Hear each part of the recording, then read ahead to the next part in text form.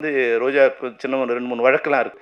இன்னைக்கு வாழ்நாள் முழுக்க வந்து நாங்க தைரியத்தோட இருக்கிறதுக்கு வந்து அன்னைக்கு தீராஜர் குடுத்த அந்த ஊக்கம் இருக்கு இல்லையா? அந்த தைரியம். அன்னைக்கு 43 வருஷம் கழிச்சு கூட நீங்க மேடையில கண்கலங்கி என்னோட தகப்பன் சாமி, என்னோட நல்லது கெட்டதுல இருக்காங்கன்னா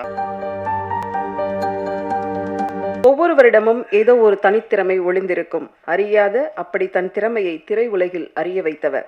மாற்றி யோசித்து மாற்றங்களை தமிழ் சினிமாவில் கொண்டு வந்தவர். கடினமான பாதைதான் எப்போதும் சிறப்பான வழியை உண்டாக்கும். அப்படி சிறப்பான வழியில் வந்திருக்கும் திரு R.K. செல்வமணி சார் அவர்களை உங்கள் முன் பேச அழைக்கிறோம். உயிருள்ளவரை உஷா ரீ-ரிலீஸ் இந்த நிகழ்ச்சிக்கு விழாவிற்கு வருகை தந்துள்ள பத்திரிகையாளர்கள், ஊடகவாளர்கள், நண்பர்கள் மற்றும் மேடையில் அமைந்திருக்கும் என்னுடைய சகோதரர் திரு டி. ராஜேந்தர் அவர்களுக்கும், ராதாரவி சார் அவர்களுக்கும், நண்பர் விக்ரம் அவர்களுக்கும், சகோதரி நளினி அவர்களுக்கும் என்னுடைய மாலை வணக்கம். இந்த விழாவில் நான் கலந்துக்கிறது வந்து உண்மையாகவே வந்து ராதாரவி சொன்ன மாதிரி எங்களுடைய பழைய நினைவுகளை வந்து திருப்பி கொண்டு வந்து இந்த மேடையில் ரீகலெக்ட் பண்ணுற மாதிரி இருந்தது. உண்மையாக வந்து ரீ-ரிலீஸ் மாதிரி தெரியல. அந்த பாட்டு ட்ரெய்லர் போடும்போது எழுந்து ஆடணும் மாதிரி ஒரு எங்களுக்குள்ளே இருக்க எனர்ஜியை வந்து என் வயசெல்லாம் மறந்து அந்த காலேஜ் டேயில் ஆடினவங்க மாதிரி ஒரு உணர்வை தோற்றுவிக்கிற படம். 43 வருஷம் ஆனால் கூட அந்த நான் சாதாரணமாக சொன்னேன். அவர் வந்து என்ன இது அதை ரெகக்னைஸ் பண்ணார். சார் இது உயிருள்ள வருஷம் இன்னும் உயிரோடு இருக்குது சார்ன்னு. உண்மையாக வந்து நிறைய படங்கள் வந்து அந்த பாடல்கள் அப்போ கேட்போம், அப்புறம் செத்து போயிடும். சில நாட்கள் வந்து இது மாதிரி வந்து கானா சாங்கு இல்லை ஹிட் சாங், இது மாதிரி மசாலா சாங்ஸ் வந்து ஒரு 1 year 2 yearல மாறி வேறு சாங் வந்து போயிடும். ஆனால் இந்த சாங் ரொம்ப நாளைக்கு அப்புறம் இங்கே வந்து நான் ஸ்க்ரீனில் பார்க்குறேன். வந்து அதே எனர்ஜி 83ல் நான் வந்து அப்போது காலேஜ் ஃபஸ்ட் இயர் போக போகிறேன்னு நினைக்கிறேன். இல்லை சாரி, அப்போ வந்து ஃபைனல் இயர் படிக்கிறோம். ரெண்டு இல்லை 82 ஃபைனல் இயரில் படி. அப்போ தான் எக்ஸாம் வரப்போகுது, ஃபைனல் இயரில் எக்ஸாம் வரப்போகுது. 6வது செமஸ்டரு. அந்த மார்ச் மாதம் சொன்னாருங்களேன், கரெக்டாக எக்ஸாம் வந்து ஏப்ரல் மேல் வரப்போகுது. இந்த படத்தை 4 தடவை போய் பார்த்துட்ருக்கோம். அப்போ என்ன எனர்ஜி இருக்கோ அதே எனர்ஜி இப்போ வந்து இந்த பாட்டு பார்க்கும்போது இருக்குது. நிச்சயமாக இது வந்து அன்னைக்கு பண்ண சாதனையோட இப்போ மிகப்பெரிய சாதனை இந்த வந்து நிச்சயமாக பண்ணணும். இது மாதிரி படங்கள் இப்போ வரவே இல்லை. சாதாரணமான ஒரு கலைஞன் வந்து இப்போ இது மாதிரி கலைஞர்கள் பிறக்க முடியாத ஒரு சூழ்நிலை தான் இன்றைக்கி இண்டஸ்ட்ரியில் இருக்குது. டி. ராஜேந்தர் மாதிரி சார் மாதிரி இயக்குநர்கள் வந்து சாதாரணமாக ஒரு சின்ன ஒரு கதையை எடுத்துக்கிட்டு பிரம்மாண்டமாக அந்த படத்தை ஒரு தமிழ் நம்மளுடைய மரபோட இல்லை நம்மளுடைய வாழ்க்கை சூழ்நிலையோட ஒரு கதையை பண்ண முடியுமானா அதுக்கு ஒரு கஷ்டம்தான். அது மாதிரியான ஒரு டைட்டான சுச்சுவேஷனில் இந்த படம் வர்றது வந்து ஒரு குறிஞ்சி மலர் மாதிரி தான் இருக்குது என்னை பொறுத்த வரைக்கும். நான் பாராட்டுறதுக்காக சொல்ல. ஆனால் டிஆர் சார் வந்து என்னை பொறுத்த வரைக்கும் அவருக்கு தெரியாது நான் வந்து எப்படிலாம் வந்து அவங்கள ரசிச்சிருக்கேன்னு தெரியாது. நான் முதல் முறையாக இந்த படம் வந்து ஃபைனல் இயர் வரும்போது நான் ஃபஸ்ட் இயர் ஜாயின் பண்ண போகிறேன். அப்போ தான் வந்து சென்னைக்கு முதல்ல வந்திருக்கேன். அப்போது கிராமத்தில் படித்து முடிச்சுட்டு சென்னைக்கு வந்திருக்கேன். ஸ்கூலில் முடிச்சு சென்னைக்கு வந்திருக்கேன். அப்போ தான் இந்த படம் வந்து ஒருதலை ராகம் படம் ரிலீஸ் ஆக போகுது. அப்போ அந்த படம் அலங்காரில் வந்து ரிலீஸ் ஆகிருக்குன்னு நினைக்கிறேன். நூன் ஷோ ஏதோ இருக்குதுன்னு நினைக்கிறேன் அலங்காரில். அப்போ வந்து டிஆர் சார் வந்து குமுதமும் இல்லை ஒரு மெயின் மேகசினில் வந்து ஒரு இன்டர்வியூ கொடுத்துருக்காங்க. நான் தான் அந்த படத்தோட டைரக்டரு. ஆனால் நான் அந்த படத்தை நான் பார்க்கல. நான் வெறும் ஃப்ளெக்ஸ் தான் வந்து வினைல் போர்டை பார்த்தேன். அதில் தான் தெரிஞ்சு நான் பார்த்தேன் நான் டைரக்டர் இல்லைன்னு, வெறும் கதை வசனம் போட்டுருந்தான். நான் சார் அன்னையிலேருந்து இன்றைக்கி வரும் அந்த படத்தை நான் பார்க்கல. என்னை அதை படத்தை பார்க்க அனுமதிக்கலன்னு சொன்னாங்க. அது என்னென்னு எனக்கு தெரியாது. டிஆர் சாருக்கும் எனக்கும் ஒரு பந்தம் வந்து என்னென்னா, ஒரு கலைஞன் வந்து உருவாக்கின ஒரு கலைஞன் அந்த குழந்தைய தான் பெற்ற குழந்தைய தான் பார்க்க முடியாத மாதிரி ஒருத்தன் பண்ணியிருக்கானுங்களேன்னு சொல்லும்போது அந்த படத்து மேலேயும் எனக்கு ஒரு கோவம் வந்துருச்சு. இன்றைக்கி வரைக்கும் நான் சார் அந்த படத்தை பார்க்கல. தெரியாமல் டிஆர் சார் தெரியாமல் வந்து நான் ஒரு ரசிகன். நான் முதல் முறையாக அவர் பார்க்க போகிறது வந்து என்னென்னா, இது மாதிரி தான் இப்போ சொன்னாங்க இல்லையா, வந்து வாகினி ஷூவில் ஷூட்டிங் நடந்துட்டுருக்கு வந்து தாயின் சபதம்னு நினைக்கிறேன். ஸ்ரீவித்யா மேடத்தை வந்து நாங்கள் வந்து நான் மணிவண்ணன் சாரோட அசிஸ்டண்ட்டு. ஸ்ரீவித்யா மேடம் வந்து ஒரு 2 hours காலேஜ் போகணும், படம் முடிய போகுது. அவங்ககிட்ட சொன்னோன்னே இப்போ எல்லாம் பயப்படுற மாதிரி அந்த மாதிரி சொன்னாங்க. ஐயோ சார்கிட்டலாம் பேச முடியாதுன்னு. உடனே மணிவண்ணன் சார் சொன்னார், சார் டைரக்டர் போய் பார்த்து ஒரு 2 hours கேட்டு வாப்பான்னார். சரி நானும் போனேன். சாதாரணமாக மற்ற ஷூட்டிங்லாம் போகும்போது வழக்கமாக போவோம், அது மாதிரி நாங்களும் போனால் ஒரு ஷூட்டிங் நடந்துகிட்ருக்கு. நான் அசிஸ்டண்டாக இருக்கும்போது இந்த மாதிரி எப்படின்னா ஒரு ஷார்ட் ரெடியான போய் கூப்பிடணும், கொஞ்சம் நேரம் கழிச்சு வருவாங்க, ரெடியா ஷார்ட் ரெடியாக கேள்ப்பா ஷார்ட் ரெடியானு வருவாங்க. ஆனால் இங்கே போய் நான் கூப்பிட்றத போகிறேன், சார் ஷார்ட் எடுத்துகிட்ருக்காரு. அங்கே முடிச்சதுலேருந்து ஆரம்பிக்கிறோம், அங்கேயே நின்றுட்டுருக்காங்க. ஒருத்தர் யாரோ போய் உட்காந்துட்டாங்க. டி ராஜேந்தர் வந்து எவ்வளோ இனிமையானவருங்கிறது அப்புறம். ஆனால் அங்கே சென்னை தமிழில் பேசினார் பாருங்க அவரு. மிரட்டு போயிட்டாங்க. ஏன்டா உன் மூஞ்சி அங்கே நிற்க முடியாது அவனால, வேற ஒருத்தர் நிற்க வச்சு உனக்கு லைட்டிங் பண்ணால் உன் மூஞ்சி சிவப்பு, அவன் மூஞ்சி கருப்பு, அவனுக்கு வந்து லைட்டிங் பார்த்தா எப்படி அவனுக்கு படத்தில் வரும், நில்றா நிற்க முடியாது அவனால அப்படின்னு ஒன்று அவன் பயந்துட்டு வந்தான் நிற்கான். அப்புறம் இன்னொரு வினோதம் என்னென்னா, நான் ஃபஸ்ட்டு பார்த்தது ட்ராலி வந்து அப்படி போயிட்டு இருக்கும்போது ட்ராலியும் ஜூமும் கலந்து போகுது. ஸ்ரீவித்யா மேடம் நின்றுருக்காங்க. போகும்போது இவர் ரெடி சொல்லிட்டு அப்படியே அவர் ஒரு ரீ ரெக்கார்டிங் வாயில் வாசிக்கிறாரு. பயங்கரமாக வாசிச்சுட்டு போகும்போது யாரோ ஒருத்தர் சிரிச்சிட்டான். ஐயோ, அடுத்து கட் சொல்லிட்டு கத்தனார் பாருங்க, யார் அந்த இதனால சொல்ல முடியாத வார்த்தைன்னு. நான் வந்து அங்கே தான் இப்போ தான் போய் கூப்பிடலான்னு போய் நின்று, எவன்டா முதல்ல வெளியே அனுப்பிட்டா அவனுன்னாரு. இந்த வேலைக்காரமாக தான் அந்த படத்தில் வந்து வேலைக்கார மாதிரி ஓரமாக நின்று இருக்கல, அப்படியே ஒதுங்கி பயமாக நின்ட்டேன். பயங்கரமாக கத்தை அந்த கலைஞன் நான் பார்க்காத டைரக்டர் வந்து டைரக்ஷனுங்கிறது நாங்கள் சொல்லிவிட்டு நாங்கள் ராமநாதன் சார் மாதிரி தான் நாங்கள் சொன்னோமா, அது வந்து அவங்க நடிக்க கொஞ்சம் சொல்லி தருவோம், அவங்களோட இது பண்ணுவாங்க, அவ்வளோ அப்படி தான் இருக்கும். ஆனால் மொத்த சீனையும் மொத்த டைலாக்கையும் அந்த மொத்த பாட்டையும் பாடி மியூசிக்கையும் வாசி, பாட்டையும் பாடி மியூசிக்கையும் வாயில் வாசிச்சுக்கிட்டு ஒருத்தர் பண்ணும்போது உண்மையாக கொஞ்சம் வினோதமாக தான் இருந்தது எனக்கு பார்க்கும்போது. ஆனால் அதனுடைய அந்த இன்வால்மெண்ட் இருக்கு இல்லையா, அது பயங்கரமாக இருந்தது. அப்போ உடனே வந்து என்னை பார்த்தாரு, எனக்கு பயம், போய் பேசுறதுக்கே பயம். ஆனால் நான் மணிவண்ணன் சார் அசிஸ்டன்ட் சொன்ன உடனே மணிவண்ணன் சாருக்கு என்ன மரியாதை கொடுப்பார் அதே மரியாதை எங்கள் சேர் போட்டு அங்கே உட்கார உடனே வந்து அப்படின்னு சொல்லி டைரக்டருக்கு நான் மரியாதை கொடுத்து, மணிவண்ணன் சார் இது மாதிரி சார் கொஞ்சம் கேட்டார்னா, பரவாயில்லப்பா இந்த சொல்லி பரவாயில்லையம்மான்னு கேட்டார். பரவாயில்லன்னு சொல்லி அந்த 2 ஹவர்ஸை வந்து அட்ஜஸ்ட் பண்ணி கொடுத்தாரு. அதாவது வந்து பார்க்க கரடு முருடாக தெரிகிற ஒரு மனிதன் வந்து உண்மையில் வந்து உள்ளத்தால் வந்து அவ்வளோ வந்து இனிமையானவர், மற்றவங்க மதிக்க தெரிஞ்சவர், ஒரு கலைஞன், கரைபடாத கலைஞன், ஒரு கண்ணியமான கலைஞன். அந்த படங்களில் இருக்கிற டி ராஜேந்தர் வந்து உண்மையான ஒரு கலைஞன். நான் பார்த்ததில் பல நேரங்களில் பார்த்துருப்பேன். அது மனிதர் எப்படின்னா, எனக்கு ஒரு இக்கட்டான சூழ்நிலை ஒன்று வந்து ரோஜாவுக்கு ஒரு விழா நடத்தணும்னு நாங்கள் நினைக்கிறோம். விழா நடத்தும்போது ரோஜா 100க்கு 100 படம் முடித்தாங்க, அவங்களுக்கு ஒரு விழா நடத்தலாம், சரி எல்லாம் பண்ணிட்டோம்.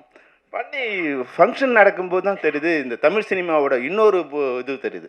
இந்த ஹீரோஸ்லாம் வந்து வெளியே நல்லா பேசுவாங்க, ஆனால் அந்த ஹீரோயினுக்கு ஒரு பிறந்த நாள்னால் ஒரு வாழ்த்து சொல்ல மாட்டாங்க. அவங்களுக்குள்ள ஏதோ ஒரு வந்துடும், தப்பாக நினச்சிப்பாங்கன்னு ஒரு பயம் வருமோ, இல்லை ஹீரோயின் தானே படத்தில் நடித்தா முடிஞ்சிடுச்சுங்கிற மாதிரியோ, அப்படிலாம் இல்லாமல் யாருமே அந்த ஃபங்க்ஷனுக்கு வரா மாதிரி தெரியல எனக்கு. அப்போ நான் வந்து நாங்கள் நடத்தலை, வேறு ராஜ் டிவியில் ஏதோ ப்ரோக்ராம் பண்ணுறதுக்காக கேட்டாங்க. சித்ரா சார் வந்து சித்ரா லட்சுமணும் சிவசீனிவாசனும். அப்போ வந்து நான் வேறு வழி இல்லாமல் என் நண்பர்களை கொஞ்சம் பேர் கூப்பிட்டு சார் வரணுன்னு. அப்போ டிஆர் சார், அதுக்கு முன்னாடி எனக்கு பெரிய பழக்கம்லாம் இல்லை, நேரா சார் நீங்கள் கொஞ்சம் வரணும் சார்னு. அவர் சொன்னார், சார் நம்ம 100வது விழாவுக்கு பெரும்பாலும் வந்தது இல்லையே சொல்ல முடியும்னார். சார் இது மாதிரி எனக்கு ஒரு இதுவாக கெட்டாக இருக்குன்னு உடனே வரேன் அப்படின்னு சொன்னார். வந்து அதில் சிலம்பரசன் வேறு வந்தார். அப்போ சிலம்பரசன் வரும்போது நான் சிலம்பரசன் சொல்லிட்டு இருந்தேன், இது மாதிரி சாங் பண்ணுறேன்னு சொன்னாங்க. எல்லோரும் ஒத்துட்டு இருந்தாங்க, சாங் பண்ணுறோன்னா சொல்லிட்டு இருந்தேன். ஆனால் அதுக்கு முன்னாடி எல்லாம் அப்படி பைக் கட் பண்ணிட்டாங்க, என்னன்னு தெரியாது எனக்கு. அப்போ சிலம்பரசன் வரும்போது சிலம்பரசனுக்கு அப்போ வந்து காலில் அடிபட்டு இதுவாக இருக்கு, கால் கட்டு போட்டு வந்திருக்காரு. ஆனால் அது அங்கே கேட்டுட்டு அங்கே ரிஹர்சல் பண்ணி ஒரு 2 சாங் அந்த மேடையில் அவர் பண்ணி கொடுத்தாரு சிலம்பரசன் எனக்காக. அப்புறம் டிஆர் சார் பேசினார். அப்போ வந்து ரோஜாவுக்கு சின்ன ஒரு 2-3 வழக்கெல்லாம் இருக்குது. சார் ஒரு 15 நிமிஷம் பேசினார், அவ்வளோதான். இந்த இன்னைக்கு வாழ்நாள் முழுக்க வந்து நாங்கள் தைரியத்தோடு இருக்கிறதுக்கு வந்து அன்னைக்கு டிஆர் கொடுத்த அந்த ஊக்கம் இருக்கு இல்லையா, அந்த தைரியம், அதுதான் வந்து அப்படியே வந்து எங்களுக்கு ஒரு மிகப்பெரிய இது கொடுத்தது. அந்த ஃபங்க்ஷனே வந்து வேறு மாதிரி ஒரு ஃபங்க்ஷனாக உருமாறி ஒரு நல்ல ஃபங்க்ஷனாக மாறிச்சு. அதாவது வந்து பாராட்டுறதில் வந்து டிராஜேந்தர் சாருக்கு இணையாக நான் இந்தியாவில் யாரையும் பார்த்ததில்லை. அவ்வளோ மிகச்சிறந்த பாராட்டுகள். ஒருத்தர் பாராட்டுறதுக்கு ஒரு மனசு வேணும், சும்மா வந்து நடிக்கிறதுலாம் இல்லை. அந்த அவங்க பிளான் பண்ணி வர்றதில்லை. இப்போ எங்களால் அவருக்கு ஒன்றும் ஆக போகிறது கிடையாது. அந்த மேடையில் நின்று ஒரு 15 நிமிஷம் அப்படியே காட்டாறு மாதிரி வந்து அந்த சரளமாக பேசிட்டே இருக்கார் வாழ்நாள் முழுக்க. இன்றைக்கி கூட நான் வந்து ரோஜா சொன்னாங்க, அவங்க வந்து இதில் இருக்காங்க, நாங்கள் நீங்கள் மறக்காமல் போயிட்டு வந்துடுங்க. நாங்கள் இல்லைம்மா நான் நேற்றே சொல்லிவிட்டேன் போயிட்டு வரும்போது. இப்போ நளினி சொன்னாங்க இல்லையா, என்னுடைய தகப்பன் சாமின்னு.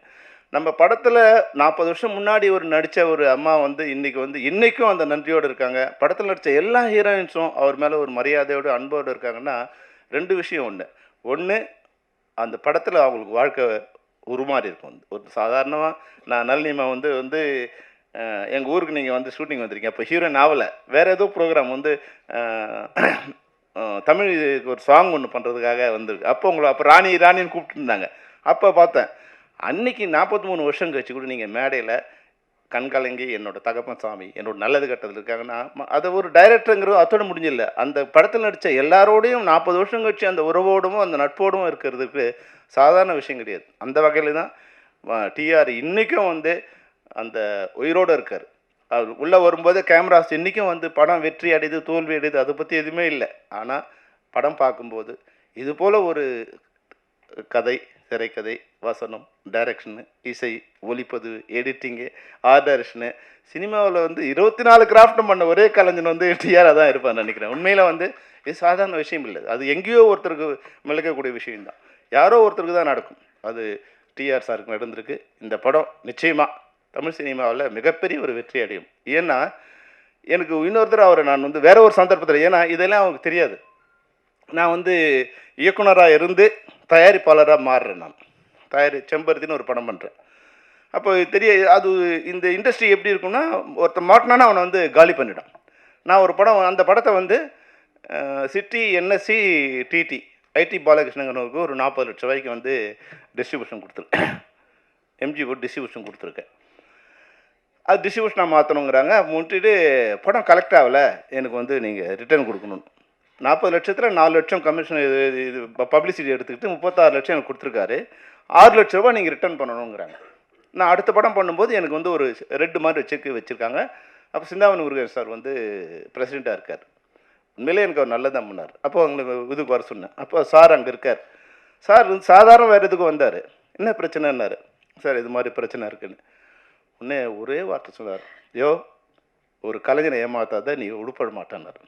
பாலகிருஷ்ணன் உட்காந்துருக்காரு. ஒரு மாதிரி ஞாபகம் இருக்கா இல்லையான்னு தெரியாது. அவர் சொன்னார், எங்கள் வீட்டு வேலனும் செம்பருத்தியும் ஒரே நாள் ரிலீஸ் ஆச்சு. என் படம் ஒரு தேட்டரில் வந்து 2லேருந்து 2.5 வரைக்கும் கலெக்ட் ஆச்சு. அது செம்பருத்தி வந்து 5 ரூபா கம்மியாக கலெக்டாக இருக்கும், இல்லை 10 ரூபா அதிகமாக கலெக்டாக இருக்கும். அந்த இடத்த பொறுத்து மாதம் இருக்கிற இடத்துல செம்பருத்தி அதிகமாக இருக்கும், லேடிஸ் இருக்கிற இடத்துல செம்பருத்தி கலெக்டாக இருக்கும். எனக்கு வந்து சென்னையும் டிடியும் செங்கல்பட்டும் 2.25 கோடி ரூபா கலெக்டாக இருக்குது. அது செம்பருத்தி வந்து 2 கோடி கலெக்ட் பண்ணிருக்கணும், 2.5 கோடி கலெக்ட் பண்ணிருக்கோம். ஆனால் அவங்க கொடுத்தது 30 ரூபா தான் கலெக்ட் பண்ணியிருக்கோம் கொடுத்தாங்க.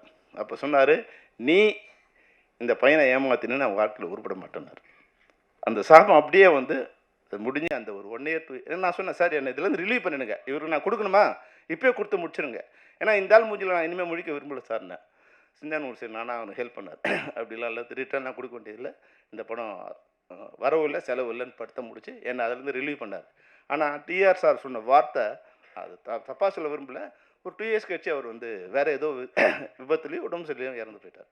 அப்போது அந்த கலைஞனுங்கிறவங்க வந்து எனக்கு வந்து அதுக்கு முன்னாடி அவர் எனக்கு பழக்கம் இல்லை, எந்த இதுவும் இல்லை. ஆனால் ஒரு நியாயம் தெரிஞ்சால் அந்த நியாயத்துக்கு அன்றைக்கி வந்து ஐடி பாலகிருஷ்ணன் வந்து மிகப்பெரிய டிஸ்ட்ரிபியூட்டர். அவர் தான் வந்து புலன் விசாரணை என்எஸ்சியோட இன்றைக்கி எப்படி வந்து ரெட் ஜெயிண்ட்டு அது மாதிரி இருக்கோ அது மாதிரி அன்றைக்கி வந்து என்எஸ்சியோட மிகப்பெரிய டிஸ்ட்ரிபியூட் வந்து ஐடி பாலகிருஷ்ணன் இருந்துட்டாங்க. அவர் என் படம் ரிலீஸ் பண்ணல அதெல்லாம் வேறு விஷயம். இது நியாயம், இந்த பையன் இது மாதிரி. அப்போது நியாயத்தை பேசுகிற அதனால தான் 45 வருஷம் 50 வருஷம் ஆனாலும் இன்றைக்கும் வந்து டிஆர் சாருக்கு வந்து இந்த இண்டஸ்ட்ரியில் மிகப்பெரிய ஒரு வேல்யூ இருக்குன்னா அதுதான் காரணமாக நான் நினைக்கிறேன். ஒரு நல்ல கலைஞன், ஒரு நல்ல மனிதன். அந்த மனிதனோட படம் வந்து இன்றைக்கி வந்து ரிலீஸ் ஆகிருக்கு. இது நான் சொல்லி அது படம் வந்து இது பண்ண வேண்டிய அவசியம் இல்லை. ஏன்னா அந்த படத்தை ஆட்டோமேட்டிக்காக படம் பார்த்த உடனே எழுந்து ஆட தோன்ற அளவுக்கு அந்த படம் வந்து அது சக்தியோடு இருக்குது. இந்த படம் மிகப்பெரிய வெற்றி அடையும். இந்த மேடையில் என்னை கூப்பிட்டு அதை வந்து பேச சொன்னது எப்படி என்னை கூப்பிட்டாரு எனக்கு தெரியாது. ஏன்னா அவர் எந்த வகையில் என்னை அழைச்சான்னு தெரியாது. ஆனால் எனக்கு ஒரு சந்தர்ப்பம் ராதாரவி சார் இருக்கிற மேடையில், விக்ரம் சார் இருக்கிற மேடையில் நானும் வந்து நின்று ஒரு கெஸ்ட்டாக இருந்தேன். ஆனால் ராதாரவி சொன்ன மாதிரி ராதாரவி சார் என்னை அசிஸ்டன்ட் டைரக்டராக இருக்கும்போது ஒரு மனிதனாக ட்ரீட் பண்ணவர். அவர் சொன்னார் இல்லையா, ஒரு படம் ஆரம்பித்து 2 நாள் ஷூட்டிங் முடிச்சிட்டோம். நான் செம்பருத்தியோட ப்ரொடியூசர். நான் செம்பருத்தி ஷூட்டிங் முடித்து வைஜாக் போயிட்டோம்.